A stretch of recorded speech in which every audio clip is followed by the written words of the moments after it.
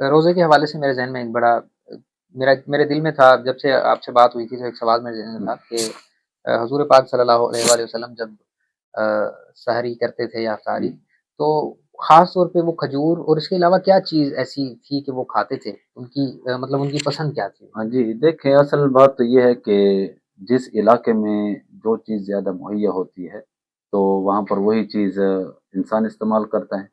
تو حضور اقدس صلی اللہ علیہ وسلم مدینہ منورہ میں تھے، اور وہ ہمارے جیسا دور نہیں تھا۔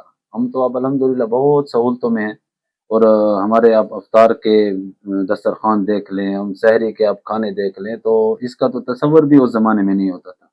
تو وہاں پر تو بس کھجور مل گئی ہے، پانی مل گیا یا دودھ کا ایک گلاس آ گیا ہے، اسی کے ساتھ روزہ سحری بھی کر رہے ہیں، روزہ کی افطار بھی اسی کے ساتھ کر رہے ہیں، جو کچھ مل رہا ہے اسی کے ساتھ افطار کر رہے ہیں۔ ہاں ویسے عام طور پر حضور اقدس صلی اللہ علیہ وسلم کو ایک کھانا بہت پسند تھا جسے سرید کہا جاتا تھا۔ اچھا، یہ سرید وہ کھانا ہے جسے ہم آج کل کے اعتبار سے یوں سمجھ لیں، اس کو میں بیائی وہ نہیں شمار کر رہا، لیکن اس جیسا ہے۔ ہماری ڈیر اسماعیل خان کی صحبت مشہور ہے، ٹھیک ہے، تو وہ محدثین نے لکھا ہے سرید اس کھانے کو کہتے ہیں جو سالن کے اندر روٹی ڈال کر گوشت کو اس کے اندر ڈال دیا جائے اور پھر اس کو کھایا جائے۔ ہمارا بھی یہی ہوتا ہے، سالن کے اندر ہم روٹی ڈال لیتے ہیں، گوشت بھی اس کے اندر ہوتا ہے، اور پھر اس روٹی کو ہم کھاتے ہیں۔